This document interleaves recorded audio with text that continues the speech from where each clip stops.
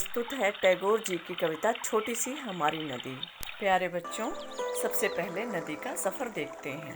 किसी भी नदी की शुरुआत ऊंचे स्थानों या पहाड़ों से होती है। नदी में पानी झरने से, झील से, बारिश से या फिर हिम के पिघलने से आता है।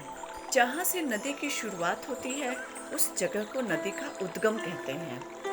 पहाड़ी क्षेत्र में ढाल अधिक होने के कारण नदी का बहाव तेज होता है, जिससे नदी गहरी घाटी, वी आकार की घाटी बनाती है। कई सारी छोटी नदियाँ मुख्य नदी में मिलती हैं तथा उसे बड़ी नदी बनाती हैं।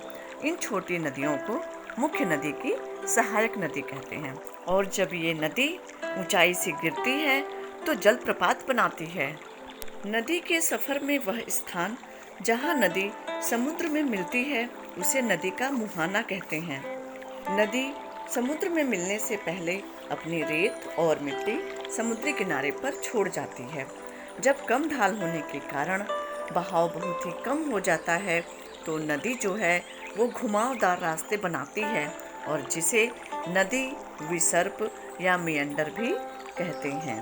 अब हम छोटी सी हमारी नदी पाठ के कठिन शब्द, जिसे आप देख सकते हैं कि मैंने रेड लाइन से अंडरलाइन कर रखा है, इन्हें देखेंगे और इनके अर्थ को समझेंगे। सबसे पहले समझते हैं पार जाते, एक किनारे से दूसरे किनारे जाना। दूसरा है ढोर ढंगर, यानी कि जानवर या मवेशी। चालू, चलती है। पाट, किनारे की ज़मीन। पेटे, मतलब अंदर। कांस फूले, नदी के किनारे शरद ऋतु में फूलने वाली लंबी घास। घाम यानी धूप। डार डार यानी कि डाल डाल। किचपिच किचपिच, ये मैना की आवाज़ होती है। छाहों यानी कि छाया में। उजले, सफ़ेद। अमराई, आम के बाग। दूजे यानी कि दूसरे। टोला, इसका मतलब मोहल्ला या सोसाइटी। कछार, नदी के किनारे की ज़मीन। सघन यानी घना। सकारे यानी कि सवेरे। रेती, जैसे आप जानते हैं कि बालू। गमछा यानी कि तौलिया। आषाढ़, बरसात का एक महीना है जब बारिश होती है। दन्नाती, तेजी से दन दन की आवाज़ होना। कोलाहल, शोर। अंग, शरीर। गंदले यानी कि मटमैला पानी। वेग, गति। घिरनी यानी कि चरखी। भंवरी, तेज लहरों से पानी का गोल गोल घूमना घिरनी है।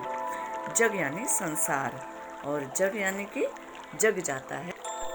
बच्चों, अब इस कविता को पढ़ते हैं और इसके भाव को भी समझते हैं।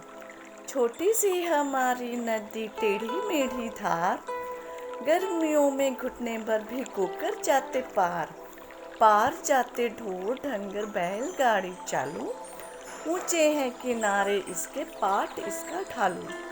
पेटे में झकाझक बालू, कीचड़ का न नाम, कांस फूले एक बार, उजले जैसे घाम। इसमें हमारी गांव की जो नदी है वो टेढ़ी मेढ़ी है। गर्मी में इसमें पानी कम होने से जानवर और हम सब घुटने भर पानी में इस पार से उस पार चले जाते हैं। इसके किनारे ढाल वाले हैं।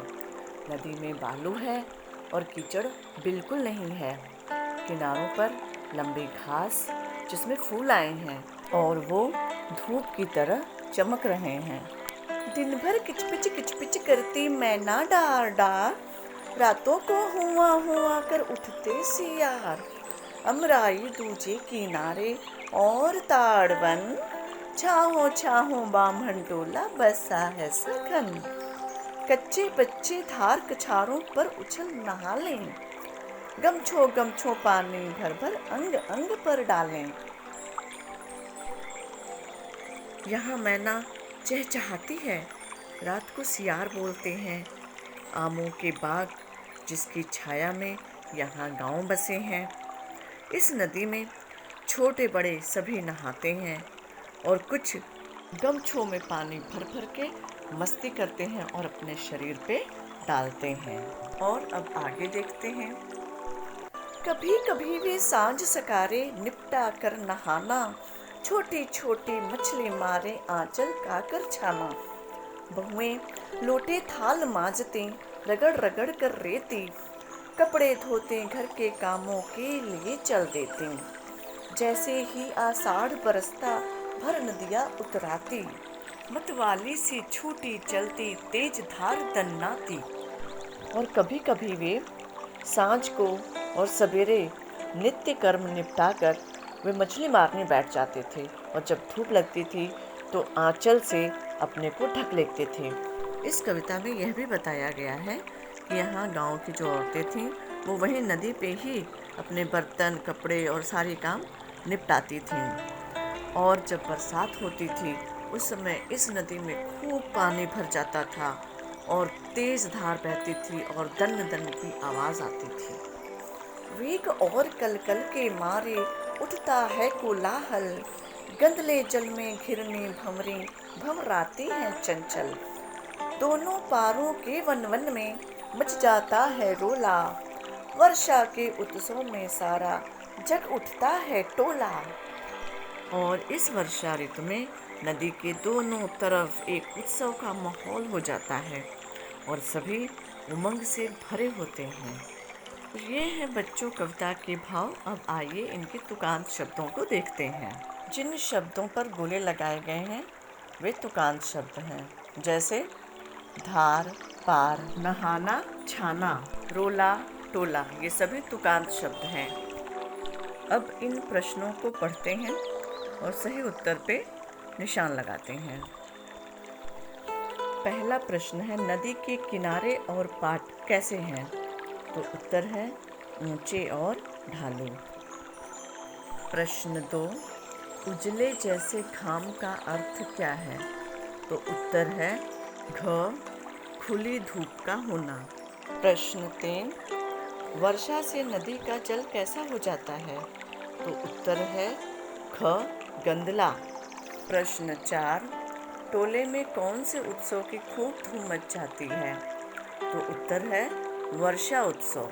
अब देखते हैं प्रश्न 5, हुआ हुआ कौन करता है? तो उत्तर है सियार।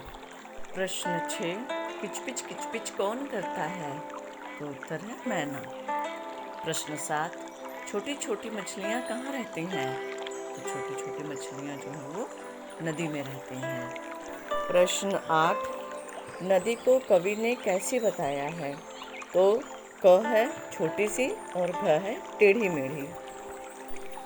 आइए अब पता करें कि कौन सा वाक्य गलत है और कौन सा वाक्य सही है। पहला देखते हैं, गर्मियों में मवेशी और अन्य पशु आसानी से नदी पार कर जाते हैं। तो ये वाक्य सही है। दूसरा है, नदी के दूसरे तट पर खजूर और महुए के पेड़ हैं। कविता के आधार पर यह वाक्य गलत है। तीसरा है, छोटे बच्चे बीच नदी में जाकर उछल कूद करते हैं। ये वाक्य गलत है। चौथा है, बहुएं थाली कटोरी रगड़ रगड़ कर धोती हैं। ये वाक्य सही है। पांचवा देखते हैं, बच्चे नदी तट पर कोलाहल करते हैं। तो ये वाक्य गलत है क्योंकि कविता में जो है वो नदी कोलाहल करती है। इस कविता में योजक चिन्ह का बहुत अधिक प्रयोग हुआ है, जिसमें संज्ञा का दोहराव करते हुए योजक चिन्ह आए हैं और क्रियाओं का दोहराव करते हुए योजक चिन्ह आए हैं। आइए इन्हें देखें। ये सभी जो हैं वो योजक चिन्ह वाले शब्द हैं। अब लेते हैं अभ्यास कार्य। तुम्हारी देखी हुई नदी भी ऐसी ही है या कुछ अलग है? अपनी परिचित नदी के बारे में छूटी हुई जगहों पे लिखो। नन्ही सी हमारी नदी पतली पतली धार, गर्मियों में हम आराम से इसे कर जाते पार। प्रश्न 2, कविता में दी गई इन बातों के आधार पर अपनी परिचित नदी के बारे में बताओ। तो आप अपनी नदी के बारे में कुछ इस तरह लिख सकते हैं कि धार धीमी है, पाट समतल हैं, बालू बहुत हैं, कीचड़ नहीं है, किनारे ऊंचे हैं और बरसात में नदी भर जाती है। प्रश्न 3, तुम्हारी परिचित नदी के किनारे क्या क्या होता है? तो बच्चों आप लिख सकते हैं, पूजा होता है, लोग मछली मारते हैं, वहाँ नहाते हैं। अब प्रश्न 4 में देखते हैं कि तुम जहाँ रहते हो उसके आसपास कौन कौन सी नदियाँ हैं, वे कहाँ से निकलती हैं और कहाँ तक जाती हैं, पता करो। तो बच्चों आप ये स्वयं करेंगे। किताब के बाहर, इसमें पहला प्रश्न देखते हैं। इसी किताब में नदी का जिक्र किस पाठ में हुआ है? नदी के बारे में क्या लिखा है?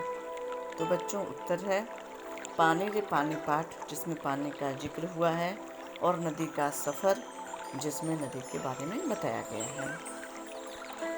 इसके अन्य प्रश्न आपको स्वयं करने हैं। ये किसकी तरह लगते हैं? तो आइए देखते हैं। नदी की टेढ़ी मेढ़ी धार कैसी लगती है? तो सांप की तरह। दूसरा, किचपिच किचपिच करती मैना कैसी लगती है? चिड़ियों की चहचहाने की तरह। और तीसरा है, उछल उछल के नदी में नहाते बच्चे कैसे लगते हैं? तो जैसे लगता है कि उछलते हुए मेढक। प्रश्न 1 है, इस कविता के पद में कौन कौन से शब्द तुकांत हैं, उन्हें छाटो। तो बच्चों इसे मैंने आपको पहले ही बता दिया है। दूसरा है, किस शब्द से पता चलता है कि नदी के किनारे जानवर भी जाते हैं? तो कविता में आया है पार जाते ढोर ढंगर, इससे हमें पता चलता है। प्रश्न 3 है, इस नदी के तट की क्या खासियत है? तो इसके पाट जो हैं वो ढालू हैं और तट ऊंचे हैं। बाकी प्रश्न नंबर 4 आपको स्वयं करना है। दिए गए अक्षर जाल से शब्दों के अर्थ जो ऊपर दिए हैं उनसे मिलाएं। जैसे है घाम तो धूप, वेग है तेज गति, और टोला है यानी मोहल्ला। रोला का शोर लिखेंगे, सघन का घना लिखेंगे, और पाट का किनारा। इस अक्षर जाल से भी शब्दों की सूची बनाएं।